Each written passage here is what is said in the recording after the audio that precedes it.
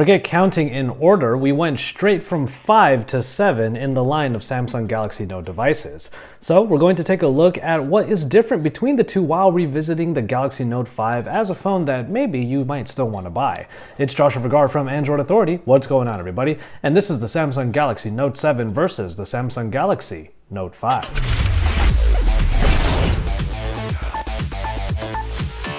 Now we're treating this video still as a versus, but also as a way for us to look at the Samsung Galaxy Note 5 and revisit it as a phone that you might want to buy if you don't want to spend all the money on the brand new version of the Galaxy Note.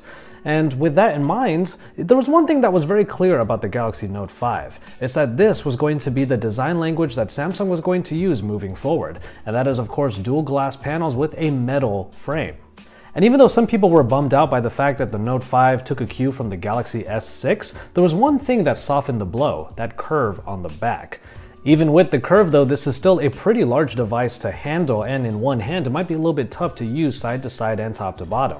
But now we have the Samsung Galaxy Note 7 that not only had the curve on the back but also added it to the front. Yes, the design language of the Galaxy Note line, and with Galaxies in general probably, are going to have the curved edge display available now across the board. The result, however, is a phone that is symmetrical and, for all intents and purposes, quite beautiful actually. And having the curve on both the back and the front meant that the sides felt less sharp. And it actually helped with handling, as the phone sits just beautifully in the hand and you are able to get left to right a lot easier than before, even if top to bottom is still kind of tough in one hand. One aspect that was really publicized about the Galaxy Note 5 was the S Pen, and it's a new S Pen with a clicky top that was able to go backwards into its slot far enough to actually break it. Thankfully, with the Galaxy Note 7, that has been addressed, as the pen does not go farther than that clicky top, so you won't have any chances to even break it. The displays are for the most part the same. You get 5.7 inches in the size and Quad HD in the resolution. And of course, both of these are Super AMOLED displays, so you get the higher saturation that can be toned down in the settings. But the Note 7 does add a couple of new things along with that curve, and one of them is the Edge UX. The Edge UX comes back from the Galaxy S7 Edge, and if you are an avid fan of it because of its easy way of adding another place to get shortcuts and some extra information, then that obviously puts the Note 7 up top. But there's also the always on display, which is an easy way of always having time, a calendar, or a little bit of information available at all times, even when the phone is on standby. There is a pretty significant shift in the performance aspect because the Exynos 7420 of the Galaxy Note 5 was what they used across the board. Samsung really stuck to its guns when it came to their own processing packages. And I did use the Note 5 quite a bit in New York around the time of the announcement of the Galaxy Note 7, and it did a good job playing games like Pokemon Go and Final Fantasy without any issues. But with the Samsung Galaxy Note 7, the Exynos is a processor that's only available in certain markets. For most places, you're going to get the Snapdragon 820, which is still a powerful processor, and it's basically the one that you would want to have in a flagship today. One place that the Galaxy Note 7 may have stumbled a bit is in its RAM capacity. Now, 4GB of RAM is the standard, it is the de facto amount, but having a little bit more could have put the Note 7 over the top in terms of power user features. Especially when you consider all that this phone can do and the S Pen, there might have been a little bit more need for extra RAM just to keep the phone smooth and snappy all the time. The Note 5 is obviously going to falter when it comes to hardware, and that is very apparent now with a lot of phones that have plenty of power user features. Now, one of those is expandable storage, but on top of that, the Galaxy Note 5 comes in at a base 32GB of onboard storage, and that's simply not the case for the Note 7, which is always 64GB with its microSD card slots. When it comes to battery life, you'll get a pretty standard experience either way, with the Note 5 still able to perform very well for a full day, and then you can use fast charging in order to get a quick charge on the go. That can still be said for the Note 7, which has an updated version of fast charge that is even faster than before. So with either of these phones, the battery life shouldn't be that bad, and with the Note 5, I was still able to get a full day without any issues, even after all of the apps and all of the wear and tear that I put onto this phone. And there's definitely a wow factor when it comes to using the iris scanner, but I will admit that after using the Note 7 for quite a while, the fingerprint reader is still my go-to way of unlocking the device in a quick way. So let's check in real quick. The Note 5 was still a very good daily driver when I was using it leading up to the launch of the Note 7. And until the Note 7 came out and I used it as my daily driver since, the Note 5 didn't have many holes when it came to its experience. It's only when the Note 7 showed us what we could have that the Note 5 started to feel like a second-rate phone in comparison.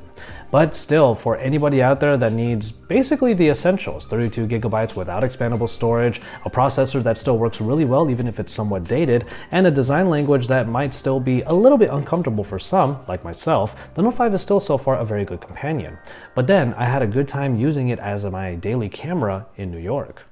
Now, it doesn't come as any surprise that Samsung has been good at their pictures and their videos, no matter which of their phones you get. But with the Galaxy Note 5, I found myself taking a lot of shots in New York and leaving my DSLR back at home.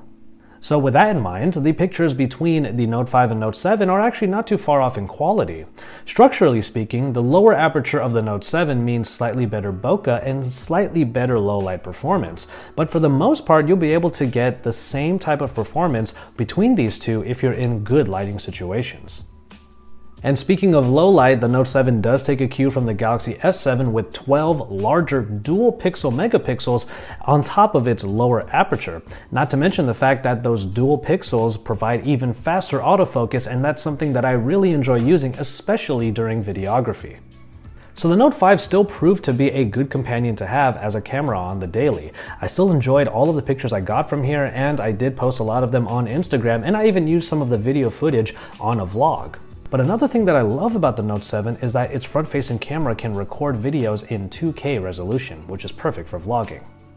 And finally, in software, the Note 5 never really was a slouch when it came to its version of TouchWiz. But now with the Note 7, they don't even really call it TouchWiz anymore because they've really streamlined the interface.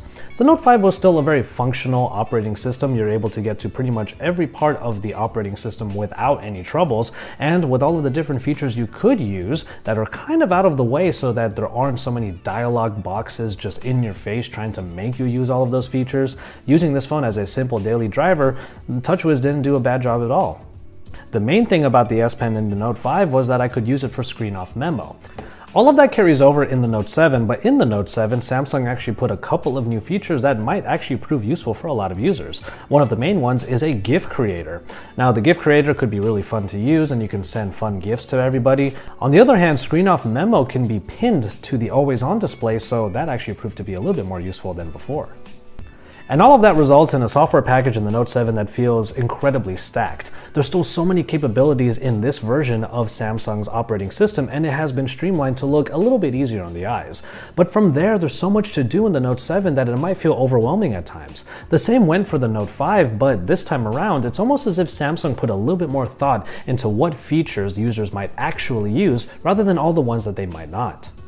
But of course, that's only part of the equation, and those little steps forward in the software actually permeate across the entire device, where the Note 7 actually feels like a power user phone again. That was not the case with the Galaxy Note 5, and for somebody like me that used it primarily as just a daily driver to get typical tasks done, the Note 5 was a wonderful device. And if you are that kind of user, it's still a great value for the money, especially since its price will go down now that the Note 7 is out.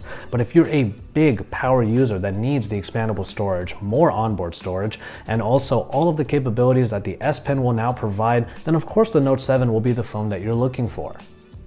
If you've been holding on to an even older phone and you need to save a little bit of money, the good news here is that the trade-offs between 5 and 7, despite skipping 6, they are significant, but ultimately not deal-breaking.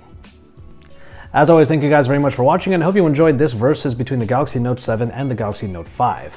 We wanted to revisit the Galaxy Note 5 simply because we do think that it's still a good value for the money. And since I used it as my daily driver leading up to the Note 7, I did come down to one conclusion. The Note 7 did enough to feel fresh and move forward from the Note 5, but if it was not announced at that time and if it didn't even come out, I would still probably have a good time with the Note 5. You can take that for what you will and decide if the Note 5 might be a better value for the money that you're looking to spend. Keep it tuned to Android Authority for all of the best coverage of the Galaxy Note 7. We've had plenty of it already, and you can look forward to even more comparisons of it against the other Android flagships available now. You can stay tuned to AndroidAuthority.com for even more news, and you can keep up with the recall that's happening also, as we are going to be exchanging some of our units as well. And then you can stay tuned to the YouTube channel by subscribing to the channel if you haven't already, and dropping thumbs up on all of our videos because we love to see your guys' feedback. So stick around and remember that Android Authority is your source for all things Android.